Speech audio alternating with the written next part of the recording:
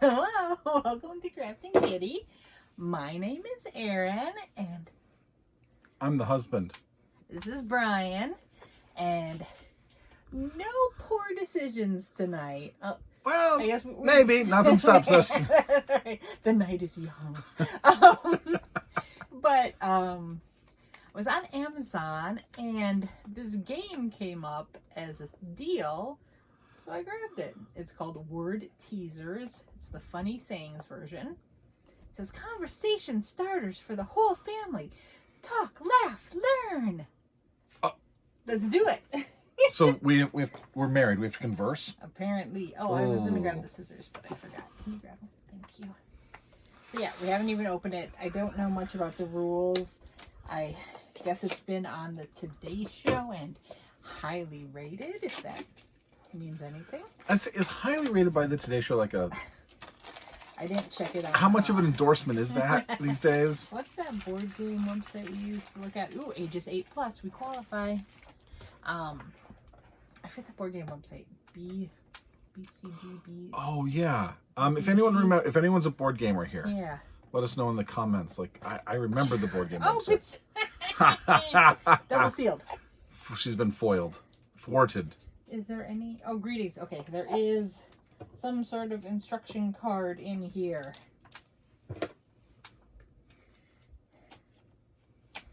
Okay.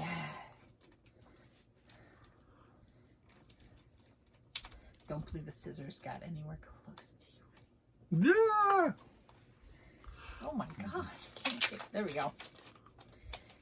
Okay, greetings from Word Teasers. Oh, there's this thing, and then there's another plastic band around it. All I'm saying is you're gonna have El Toro open that for you.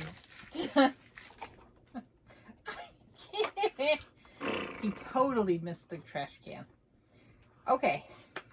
Greetings from the creators of Word Teasers. Idioms, those funny things like raining cats and dogs have always tickled our funny bone. But how those special phrases got started left us over a barrel. Blah, blah, blah. So we burned the midnight oil to uncover the origin of these idioms to create a new game. We bet you'll have fun with these sayings, or we'll eat our hat. We invite you to visit us at our website.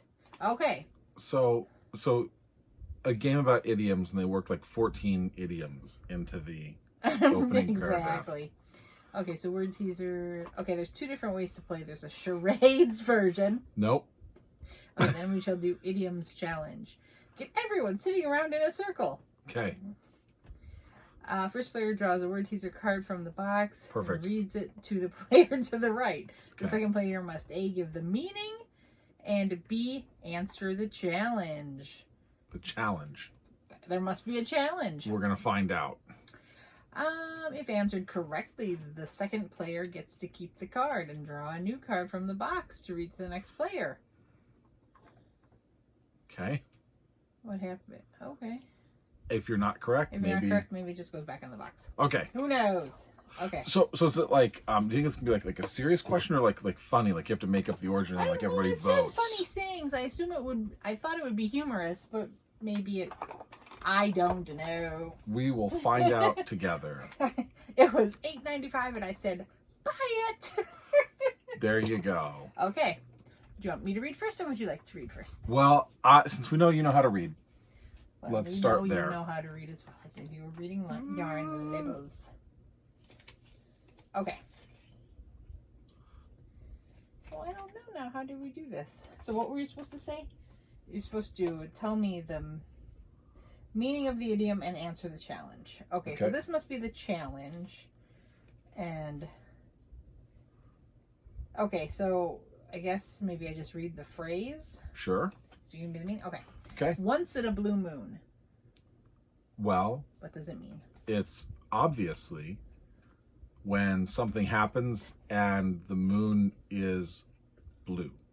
No, I think I know this one. I believe that it might be a reference to when there are 2 full moons in a calendar month.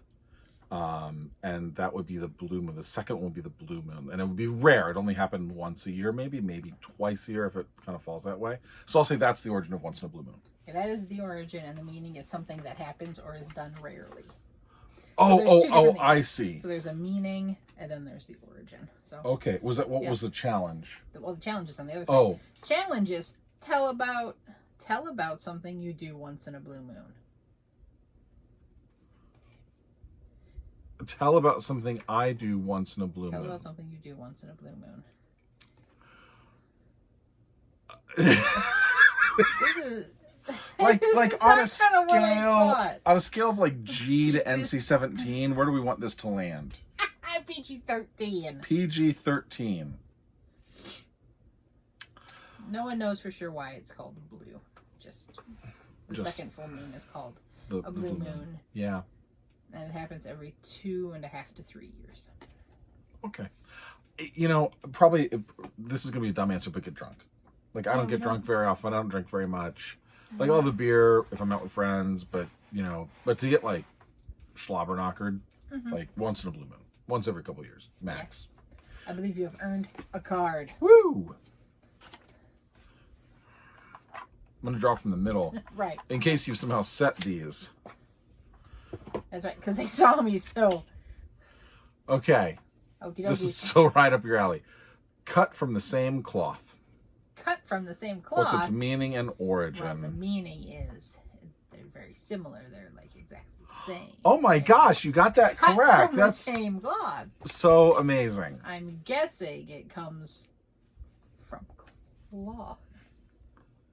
How did you know? Things being cut from it, i.e., 2 pairs of pants. When making suits, tailors use fabric that is cut from the same cloth to make sure the pattern matches perfectly. What? I know. Okay, would you say that you and your best friend are cut from the same cloth or different as night and day? I would guess cut from the same cloth. I think so, too. Congratulations, you've earned a card. Sweet. Okay. I almost put it on top of the instructions card, thus giving me an extra card. Humble pie. Eat humble pie. Give me the meaning, and then if you know the origin. Well, to eat humble pie, the meaning, of course, is to be wrong about something, be incorrect, and have to acknowledge that incorrectness. For example, you are not allowed to give yourself your own nickname. Aaron is incorrect about that, and I am El Toro. No, it is to suffer humiliation. The humiliation of not being able to nickname yourself. Do you know the origin? Is it very literal that like humble pie was like cheap food or something like that? Yeah, in the 15th century, the word umbles referred to the heart, liver, and other parts of animals, especially deer. Umbles were often used as ingredients for pot pies, and we know where this is going. Yeah. Yep. And now you need to tell me about a time you had to eat humble pie. Hand El Toro the card. I don't think you've eaten the pie on that yet. I have not eaten the pie. There's no pie to be eaten. You love it and you know it. The nickname shall never pass these lips. 24/7. 24/7. 8 days a week. Do you know what that possibly means? It could be the length of an isosceles triangle. Maybe it is. Or the numbers of hours in a day and days in a week. It means all the time. That is amazing. It actually says all of the time. The exact phrase that you just used, which we of course know is not all of the time because we have to have leap years, and in fact, you know, every 10th century you don't leap because you know, then you're off because you've leapt forward too much. Time is an illusion to begin with. It's a construct we've put upon ourselves. Okay, Plutarch. Okay. Do you know the origin? I have no idea. It's from Socrates. I don't know. Okay, I don't know if I buy this. Former professional basketball player Jerry Ice Reynolds is said to have called his jump shot 24 by 7 by 365 because, as he put it, it's good 24 hours a day, 7 days a week, 365 days a year. Feels like it must have been older than that. It does, doesn't it? I don't know who that is. I'm going to guess he was like an ABA player or something like that. Yeah, it must be. Brian is very much into sporting and sports knowledge and trivia, so if he doesn't know it, I'm not. Yeah. Oh, Name a sport you would like to play 24/7. Does crocheting count? Does knitting count? Is there sport crochet? Oh, we could make it happen. You probably could. We could do it. We could have crochet-a-thon. Like, let's see the answer. I mean, I've been to dance-a-thons. She has misaligned her granny square. Will she be able to recover from this? Yes, Yes, you can. I have done it many a time. Okay, hit me with the next one. Okay. Might I even call it your best shot? Worth his salt. Oh, well, easy. What's the meaning? Salt, as we all know, comes from the Roman word salarium, which is where we get the word salary, because allegedly they paid Roman soldiers in salt, which is actually not altogether true. Salt was more common than you think it was, because all you do is dehydrate some ocean water and you got salt. Somebody worth their salt is worth their salary. Am I right? Yes, but what does it mean? That they're worth their salary, that they're good at what they do. That's fine. And yes, you even got the Latin word correct, salarium. Woo! We are dorks. Woo! Name an actor who you think is not worth his salt. Plenty. I Well, don't know. name one. Name one? Name one. I challenge you. Name an actor. The challenge is to name an actor. I just have to name an actor who's not worth his salt. It must be a male or identify as a male using the him pronouns. I don't know enough. I don't know actors very well at all. I'll Kevin Bacon. You don't think Kevin Bacon is worth his salt? No, here's one. Robert Downey Jr. You don't think Robert Downey Jr. is worth his salt? I don't. I think it's opinion. I think that Robert Downey Jr. I think he's a fine actor, but like he gets paid gazillions of dollars to be Iron Man, right? And like I don't know how he's gonna be worth that. Not anymore. He didn't re-sign his contract. Yeah, I know. You look away like as though you're gonna cheat somehow. Shed crocodile tears. Okay, well, the crocodile tears are fake tears, so you're fake crying. You're not really crying. Yeah. The origin of the term crocodile tears, I've never really thought of that. I didn't know it. I had to look it up. I had to look at the card. Crocodile. Is it in the old... Is it something about the noise that a crocodile makes or something, maybe? Like it's fake? I don't know. You're right. I think we're gonna say like in the Old Testament or something. There, you're actually on the right track. It says crocodiles have a reflex that causes their eyes to tear and water whenever they open their mouths, making it look like they are crying while they're not, and they're attempting to eat. Oh, okay. Which I don't want to be close enough to a crocodile to be able to observe that phenomenon. That's true. To be like, oh, there's a giant open crocodile mouth. Let me look. Yeah. Tears, honey. Are you crying for real or are these fake? Please, Mr. Crocodile, tell us. Right. Okay. Someone you don't like struck out in a baseball game. Would you shed crocodile tears or applaud? Struck out in a basketball game? Baseball game. Okay. Well, I would not applaud because that's just plain rude. But I also wouldn't cry because it's sports and that happens. How many of you all, when you were kids, were like totally surprised by the outcome of Casey at the Bat? What is Casey at the Bat? You didn't read Casey at the Bat? It's a poem. Do I have to come on and do a poetry reading after this? Maybe. What happened to Casey? So it's about the mighty Casey who's coming up to bat and his team is down, and if he hits a home run, they win the game, and he's going to be the hero, and the mighty Casey has struck out.